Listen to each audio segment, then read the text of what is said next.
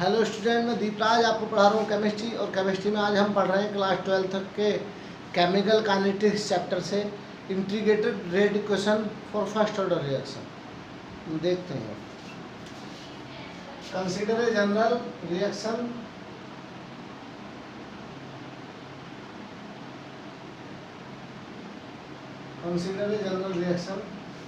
वो रिएक्शन क्या है?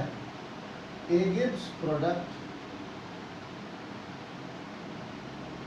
A plus B gives product,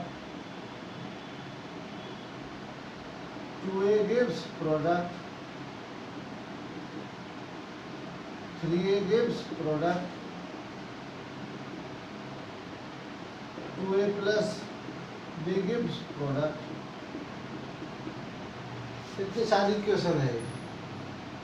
अब इनके क्या करो, एक्सपेरिमेंट कंडक्ट करे और रेट ला लिखे। क्या लिखे? रेट ला। तो रेट देखिए आप यहाँ, रेट इक्वल टू के एक्टिव मास ए की पावर 1। ए की पावर कुछ मत लिखो तो कोई दिक्कत नहीं, वह वन ही माना जाएगा। अब इसमें यहाँ जब रेट ला लिखा एक्सपेरिमेंट कंडक्ट करके, तो जो रिएक्टेंट है उसकी कंसंट्रेशन की कितनी पावर देगी? 1। तो क्या है? First order. क्या है? First order. इसके लिए देखिए, रेट इक्वल टू के A1 B 0। B की कितनी पावर देगी? B की मोलर कंसंट्रेशन को 0। तो ऑर्डर तो ओवरऑल ऑर्डर तो फर्स्ट हुई ना। ये क्या कहते हो आप दूसरे ढंग से कह सकते हैं के A की पावर 0 B की पावर ओवरऑल ऑर्डर फर्स्ट। ऐसी रेट इक्वल टू के ए की पावर 1। मीनिंग ये है इस बात का कि रिएक्टेंट के चाहे 2 मोल है, लेकिन 1 मोल की कंसंट्रेशन चाहिए, वही पावर हमको चाहिए। ए के हैं, बी के हैं। यहाँ बी की कंसंट्रेशन चेंज नहीं हुई है, इसके हिसाब से ए की कंसंट्रेशन चेंज नहीं हुई है। ठीक है, बी के कितने पावर की कंसंट्रेशन चेंज हुई है? या 1 की? यहाँ ए के 1 पावर की कंसंट्रेशन चेंज हुई है, 1 मोल की तरफ। Similarly rate equal to k ए की पावर 1। ऐसे ये भी क्या हो सकता, ऐसी स्केल से लिख सकते हैं।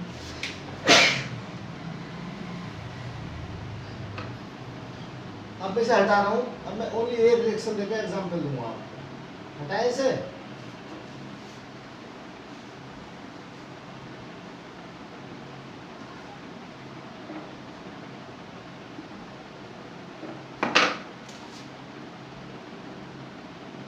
A gives product। सपोज जब रिएक्शन शुरू नहीं हुए है इक्वल टू 0 पर, इस ए के कितने मोल है? इस मोल है, मोल है। प्रोडक्ट के 0 मान लिए, सपोज करिए, लिख रहा हूं मैं यहाँ से। अब t equal to t dash, मतलब आफ्टर टी टाइम ए की कंसंट्रेशन चेंज होगी। प्रोडक्ट के कितने बन गए? x। तो रिएक्टेंट के कितने बचे after t time? A minus x. Product तो x बन गया, तो रिएक्टेंट कितना बचा after t time? A minus x. Yes. अब क्या करना है? अब लिखना इस रिएक्शन के लिए रेट ऑफ रिएक्शन। क्या लिखना? Rate of reaction. मतलब रेट क्या है जी? रेट या rate of reaction direct proportional किसके? जो rate of reaction direct proportional होती है किसके? Active mass of reactant after t time. Active mass of reactant after t time, और उसे जो पावर दी गई है, मतलब कितनी कंसंट्रेशन उसकी चेंज हुई है। 1 मोल थे इसके, ए मोल ए माइनस एक्स, ए माइनस एक्स इसे कह सकते हैं आप। ये हटाओ, प्रोपोर्शनल का साइन हटाएं, तो रेट इक्वल टू के, रेट इक्वल टू के सब। और क्या आया? ए माइनस एक्स की पावर 0, ए माइनस एक्स की पावर 1 पावर लिखो मत लिखो, कोई फर्क नहीं पड़ता। अभी इंटीग्रेट रेट इक्वेशन नहीं है ये। अभी और क्या करना पड़ेगा आपको?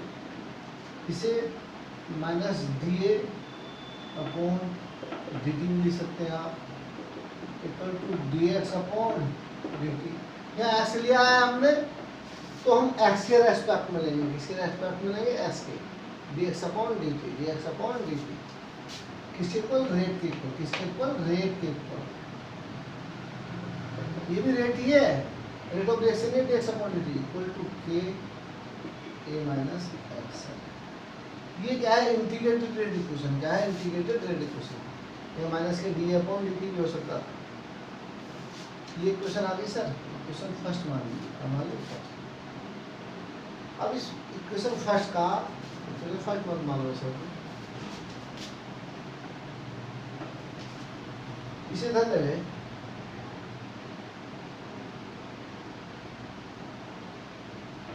D x upon a minus x यहाँ ले आए इक्वल टू के टी, यहाँ लिख रहा हूँ मैं, upon integration on both side, both side.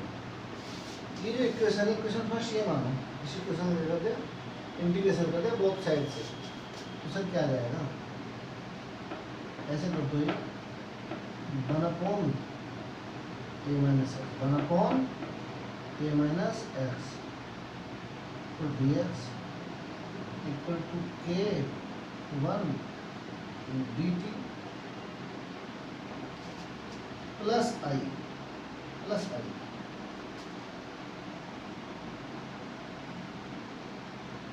Sir अब यहाँ ये दिख रहा है आपको जी। अब क्या करेंगे हम, करो, अब ये है कुछ इंटीग्रेशन की टर्म है, सुन लो, 1 अपॉन एक्स का इंटीग्रेशन एक्स के रेस्पेक्ट क्या होता है जी, फार्मूला है, कोई ध्यान रखने हैं आपको, याद होंगे मैथमेटिक्स वाले बच्चों के, जो मैथमेटिक्स वाले नहीं है, जो बायो वाले हैं, वो मैथमेटिक्स वालों से हेल्प ले सकते हैं, कोई इशू नहीं है ऐसा। सपोज 1 का कर रहे हैं आप एक्स के रेस्पेक्ट, तो क्या है बताओ, 1 ही क्या एक्स आया, क्या एक्स। सपोज देखो एक्स स्क्वायर का करा, क्या करा, एक्स स्क्वायर, तो क्या होगा, डी एक्स के रेस्पेक्ट एक्स की पावर 3 अपॉन 3, एक पावर ऊपर पड़ जाएगी, इतने नीचे आ जाएगी। ये रूल्स हैं कुछ इंटीग्रेशन के, e की पावर x dx, तो e की पावर x होता है जी। सर अब ये और समझा देंगे बाद में, 1 अपॉन एक्स का ds के रेस्पेक्ट करा, सपोज हम यहाँ जैसे 1 का x के रेस्पेक्ट करा तो x आया, 1 का t के रेस्पेक्ट करें तो क्या आएगा, t आएगा, क्या आएगा, t। ये ध्यान रखना। अब ऐसे ये है यहाँ 1 अपॉन ए माइनस एक्स का करा, इसके x के साथ x के रेस्पेक्ट, तो क्या आया, log a minus x, log a minus x. अब ये x का भी करेंगे, किसे करेंगे, x का, x क्या है जी, x के रेस्पेक्ट करें तो x का क्या जाएगा, माइनस बना जाएगा। या ये कुछ मान के करते हैं, एज्यूम करते हैं, तो माइनस एक्स का क्या होता है 1। ये लो मैं बताऊँ, दूसरे ढंग से बता रहा हूँ, इसे क्या मान लें, a minus x equal to u minus d x equal to d u. Sir d, अब इसमें रखो लो डी एक्स के प्लेस पर डी यू, माइनस था तो माइनस बाहर लिया जी, ए माइनस एक्स के अपॉन क्या कर दिया यू, तो माइनस के 1 अपॉन यू, तो देखो 1 अपॉन एक्स का एक्स के रेस्पेक्ट क्या था, log x, तो ऐसे ही u का, इसका u के रेस्पेक्ट क्या होगा, log u, क्या होगा, log u, नीचे ले आ रहा हूँ इसे, log u, u की वैल्यू क्या, log a minus x, log a minus x, minus यहाँ था, माइनस सही है। तो क्या जाएगा यहाँ, जब निकालेंगे इसका one upon a minus x d s का माइनस के log ए माइनस एक्स क्या आएगा, माइनस के log ए माइनस एक्स।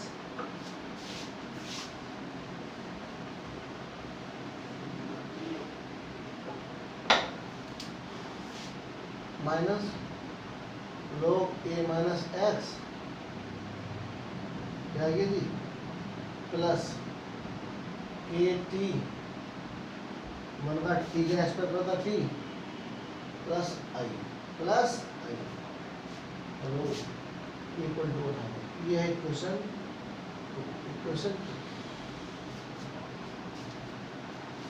इक्वेशन टू के लिए देखना फ्रॉम इनिशियल कंडीशन और इनिशियल कंडीशन क्या है इनिशियल कंडीशन। अरे सुनो, p इक्वल टू 0 पर ऐसी कितनी वैल्यू थी, पुट इक्वेशन सेकंड करते हैं माइनस के log A minus 0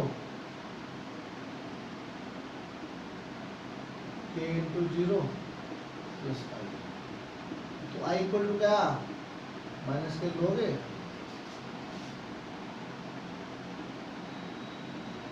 value of I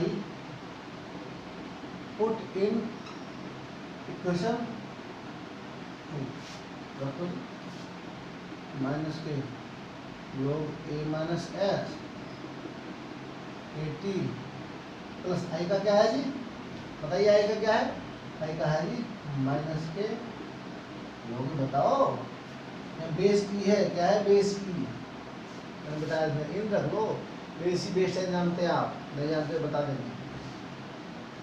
ये आ गया, इसे इधर ले आओ, केजी तो ऐसे लिखा रहने दिया, इसे इधर ले आए तो log a base e minus log A minus x base, चलो सर log ए माइनस एन, एक फार्मूला है लो k t equal to log a upon a minus x base, क्यों रखा जी ये, log n upon n equal to log n minus log n, ये formula है जी log का, log की प्रॉपर्टी बोलते हैं ना सर। ये कर दिया, एक और है क्या, log suppose a base equal to log a base log a base 10 तो 2.303, जब a को बेस 10 e को बेस 10 में कन्वर्ट करते हैं तो 2.303 से मल्टीप्लाई जाती है, 2.303 से मल्टीप्लाई जाती है, k equal to k equal to क्या हो गया, k equal to sir k equal to 2.303 yes log a upon a minus x base 10 और sir k equal to 2.303 upon t log a upon a minus x base 10। Sir ये फार्मूला बहुत important है, ये क्या आया फर्स्ट ऑर्डर रिएक्शन के लिए, किसके लिए, फर्स्ट ऑर्डर रिएक्शन के रेट कॉन्स्टेंट के लिए, ये डेरिवेशन निकल गया, एक आध बार प्रूव करने के लिए आया, इससे न्यूमेरिकल बहुत आते हैं जाते हैं। इससे आगे का एक टॉपिक है हाफ लाइफ के लिए, वो प्रूव करने के लिए आता है, उसे देखेंगे अभी हम, इसे ध्यान से करना है आपको, इसे कर लो आप बड़े प्यार से, अभी इसमें आगे भी जाना है हमें, ओके जी।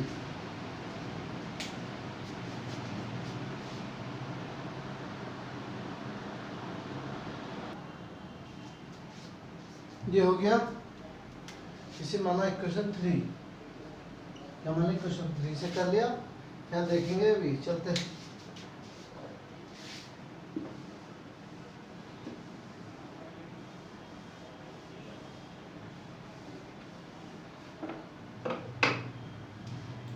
अब क्या है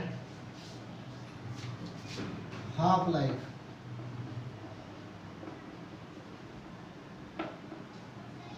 हाफ लाइफ पीरियड, डेफिनेशन तो पता है आपको क्या है हाफ लाइफ पीरियड की, पिछले टॉपिक में बताई थी। The time at which amount of substance reduce to half, वह टाइम जिसमें किसी सब्सटेंस का अमाउंट इनिशियल अमाउंट का हाफ रह जाता है, क्या कहलाती है half life, ji.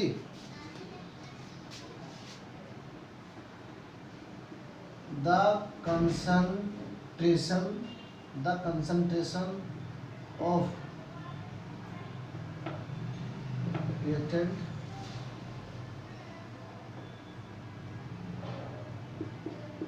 the time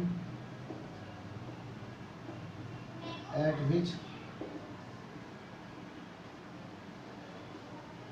concentration of reactant reduced to half,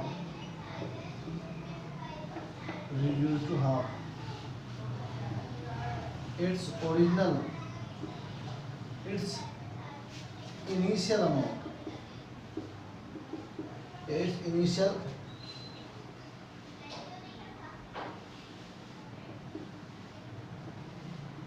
initial concentration is called half life की डेफिनेशन याद होनी चाहिए, आइए कहीं बार बोर्ड में, ठीक है। ये पूछ लेता है फार्मूला, इसके ऊपर न्यूमेरिकल आते हैं। It is denoted by T1/2 या जी सर। अब क्या करेंगे आप, अब रिलेशन निकालेंगे के का, मतलब रेट कांस्टेंट का, और half life of first order reaction का। उसके लिए क्या करेंगे, यहाँ फॉर हाफ लाइफ क्या करें, for half life sir initial concentration तो क्या है, एक, सही है। क्या एस के प्लेस पर क्या रखेंगे, देखो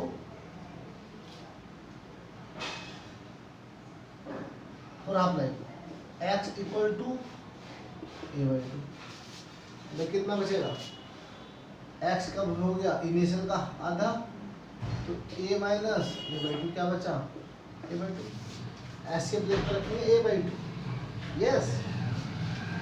और t के प्लेस पर क्या रखेंगे t1/2। ये वैल्यू कहाँ पुट करनी है, of x and t put in equation 3, हटा दो ऊपर से,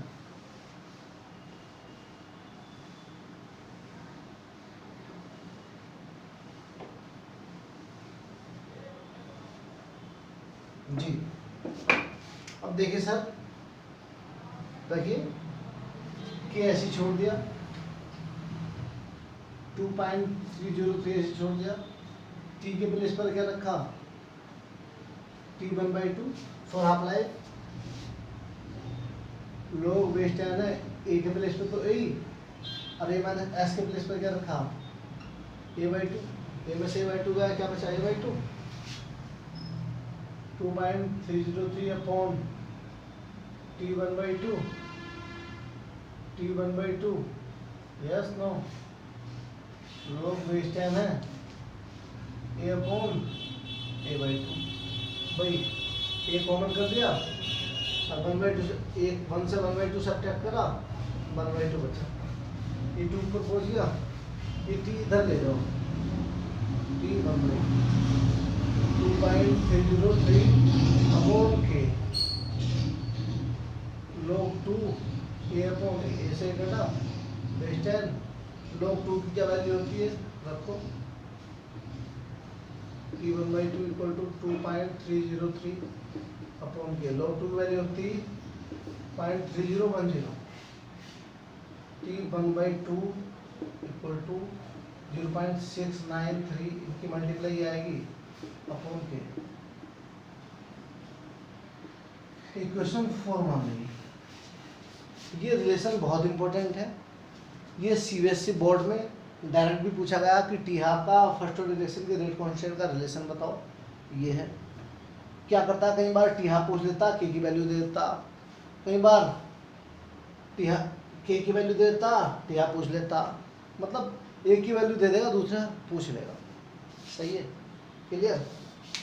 ये दो फॉर्मूले बहुत इंपॉर्टेंट है, कुछ भी ना रखो, पूरा डेरिवेशन याद रखो ये, लेकिन बाद वाला ये जरूर याद रखना, ये प्रूव करा लेता है ये वाला पोर्शन। सर अब आए बात बताइए, इतनी बात हो गई, क्या प्रूव कराता, ये पूछता है कि फर्स्ट ऑर्डर रिएक्शन की हाफ लाइफ रिएक्टेंट की इनिशियल कंसंट्रेशन पर डिपेंड करती है नहीं। देख लो कहीं ए है क्या, नहीं है, के कांस्टेंट है ना, तो क्या कहेंगे आप, half life of first order reaction, half life of first order reaction is not depend initial concentration of reactant, initial concentration of reactant, initial concentration of reactant, मतलब हाफ लाइफ पीरियड है, half life of first order reaction is not depend या is independent. इसके place पर क्या लिख सकते हैं, is independent, independent. इसके प्लेस पर ये भी लिख सकते हैं, इनिशियल कंसंट्रेशन ऑफ रिएक्टेंट। ये हो गई थी। अब इससे आगे चलेंगे हम न्यूमेरिकल्स में। अब न्यूमेरिकल का वीडियो मिलेगा आपको परसों, ठीक है। और भी कुछ बताएंगे, और भी एक दो फॉर्मूले हैं, कैसी इक्वेशन यहाँ लेंगे, उसके हिसाब से कैसा फॉर्मूला प्रूव होगा। सपोज ये तो इनिशियल, ये जो कंसंट्रेशन दे रखी थी यहाँ, ये in term of active mass दे रखी थी, in term of active mass है मोलर कंसंट्रेशन। यहाँ ये कंसंट्रेशन यदि गैस फेज में हो, किसी रिएक्शन किस में हो, गैस फेज में हो, तो कंसंट्रेशन भी गैस फेज में रखी जाएगी, फिर ये डेरिवेशन कुछ और निकल के आएगा जी। तो नेक्स्ट लेक्चर में हम ये न्यूमेरिकल करते हैं। Thank you, have a nice day.